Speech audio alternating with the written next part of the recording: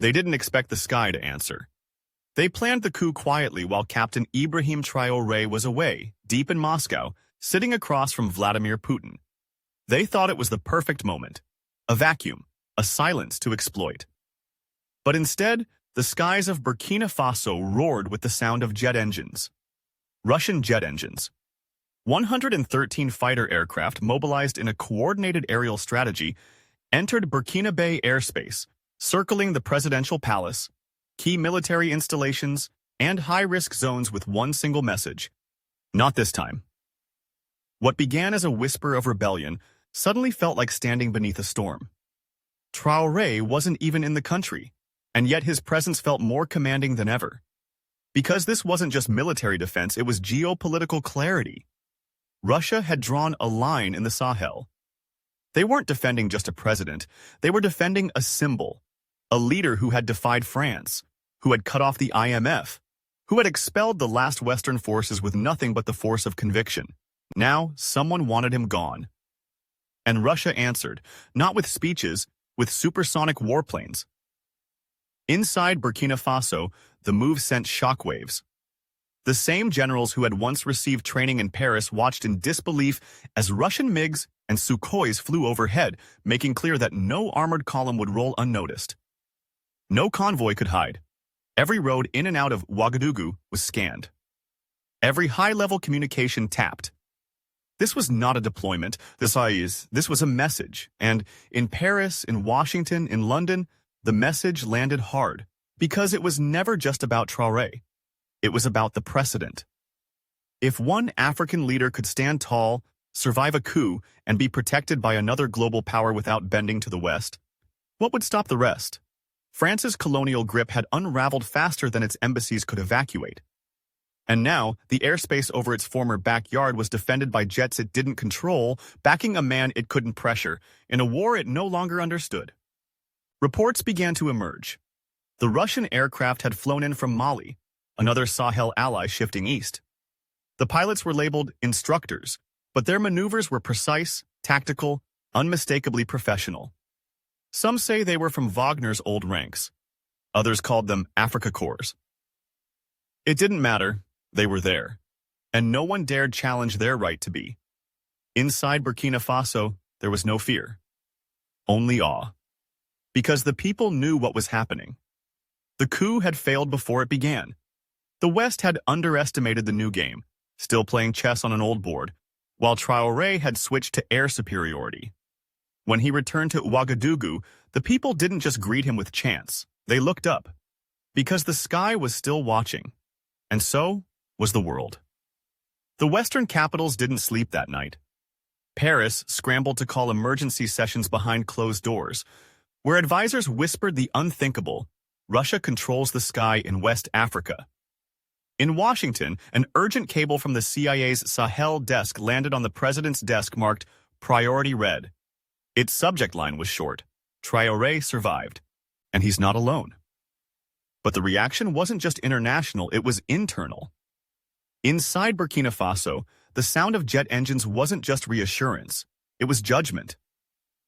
In the silence that followed their arrival, something else moved: the purge. Traoré's elite intelligence unit, restructured just months earlier, had been monitoring communications quietly for weeks. The failed coup hadn't begun when the jets arrived. It had begun with whispers, with loyalty questioned in hallways, with subtle signals passed in secure chats, with old generals thinking old powers might still return.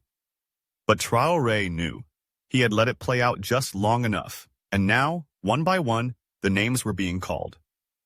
Brigadier Diarra, General Mbaye, Colonel Ouedraogo, men once trained in France, men whose careers had been built not on loyalty to Burkina Faso, but on proximity to embassies and foreign advisors. At 3:47 a.m., arrests began.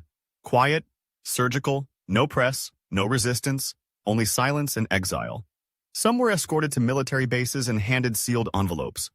Others disappeared into protective custody, never to be seen again. Traoré didn't appear on television. He didn't need to.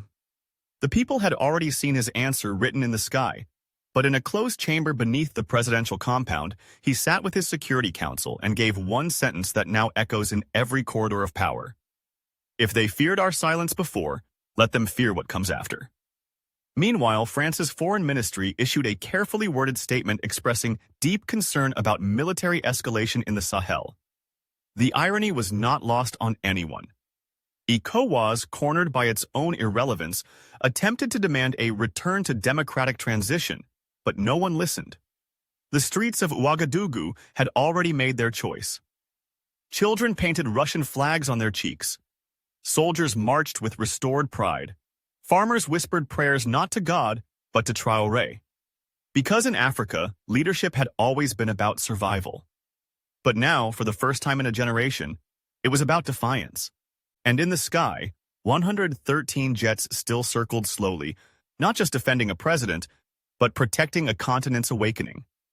3 days after the jets arrived, the last of the suspected conspirators had either vanished from command or fled into exile. No formal press conference was held. No blood was spilled publicly. But everyone understood. The coup had not failed. It had been dismantled mid-thought. International analysts scrambled to reframe the narrative, calling Traoré a puppet of Moscow, calling the jets foreign interference. But it was too late. The people didn't see planes. They saw protection. They saw someone who finally knew how to say no to the world and yes to his own people. In the weeks that followed, Traoré walked through markets, not with a convoy, but with silence. Children ran to him. Elders placed their hands on his shoulders. Soldiers saluted with pride, not fear. And in the air above, the jets began to reduce their rotations not because the threat was over, but because the message had been delivered. Burkina Faso had chosen its course, and in choosing it, had exposed the illusion of Western dominance for what it was: loud, fragile, and afraid of conviction. At night, under a sky once controlled by others, Traoré stood on the balcony of the presidential residence, his silhouette framed by quiet engines passing overhead. No fanfare, no anthem, just one man and 113 jets reminding the world of a truth long buried beneath treaties and propaganda. You cannot kill a revolution once it learns to fly.